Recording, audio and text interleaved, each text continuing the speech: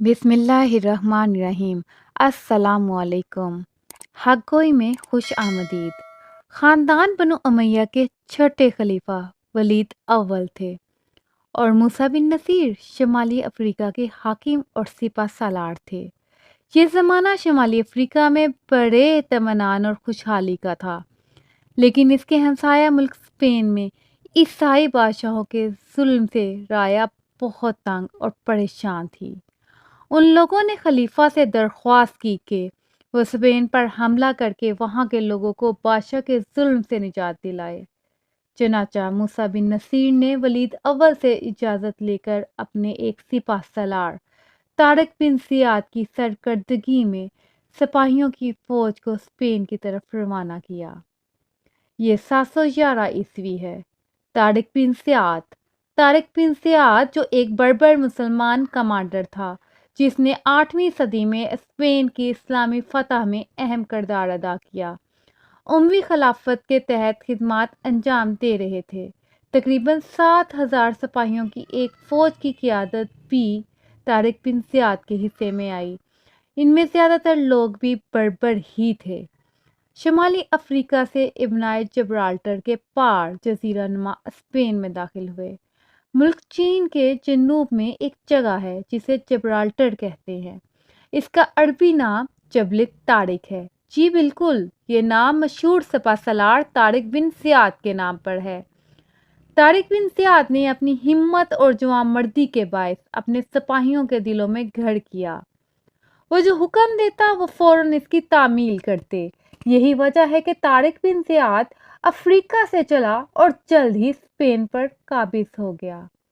Gibraltar کی چٹان پر اترنے پر طارق نے مشہور طور پر اپنے جہازوں کو چلانے کا حکم دیا، جو کہ فتح کے لیے ان کے عزم کی علامت ہے، کیونکہ ان کے پاس پیچھے ہٹنے کا کوئی اور ذریعہ ہی نہیں بچا۔ شاعر نے کیا خوب کہا ہے، کشتیاں ہم نے چلاتی ہیں بھروسے پہ تیرے، کشتیاں ہم نے چلا دی ہیں بھروسے پہ تیرے، نہیں ہم یہاں سے لوٹ کے جانے والے۔ چلا دی ہم نے ساحل پہ اپنی کشتیاں ساری، چلا دی ہم نے ساحل پہ اپنی کشتیاں ساری، کہ یہ سب کچھ نہیں اس راہ میں اب تو جان بھی واڑی۔ فوج کے افسروں نے اس اقدام کو غیر دانشمندانہ قرار دیا۔ طارق بن زیاد نے اس موقع پر اپنی وہ تاریخی تقریر کی جس کا خلاصہ کچھ اس طرح سے ہے: اب تمہارے لیے فرار کی کوئی راہ نہیں، دشمن تمہارے آگے ہے اور سمندر تمہارے پیچھے۔ تمہارے زندہ رہنے کی صورت یہی ہے کہ تم آگے بڑھ کر دشمن کے ملک پر قبضہ کر لو۔ اس کے بعد طارق اور روڈرڈ کی فوجوں کا مقابلہ ہوا۔ ایک طرف 1,00,000 فوج اور دوسری طرف چند ہزار مسلمانوں کو فتح ہوئی۔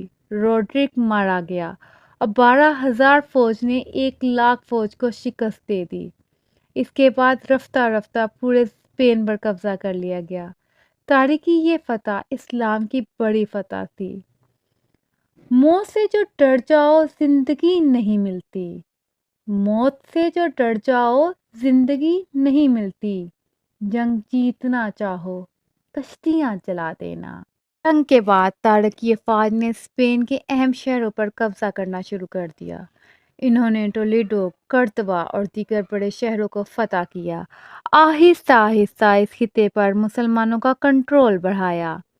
اسپین کی فتح نے جزیرہ نما آئیبرین میں اسلام کے پھیلاؤ کا آغاز کیا۔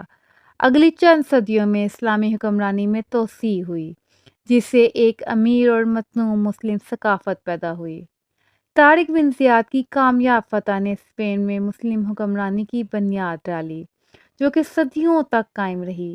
یہ دور فن، سائنس اور فلسفے میں اپنی شراکت کے لیے جانا جاتا ہے، جسے اکثر الاندلس کا سنہری دور کہا جاتا ہے۔ یہ عزت طارق بن زیاد کے حصے میں آئی کہ اسپین میں اسلام کا بول بالا ہو گیا، اور اس طرح تاریخ کے اوراق میں طارق بن زیاد کا نام ہمیشہ کے لیے باقی رہ گیا۔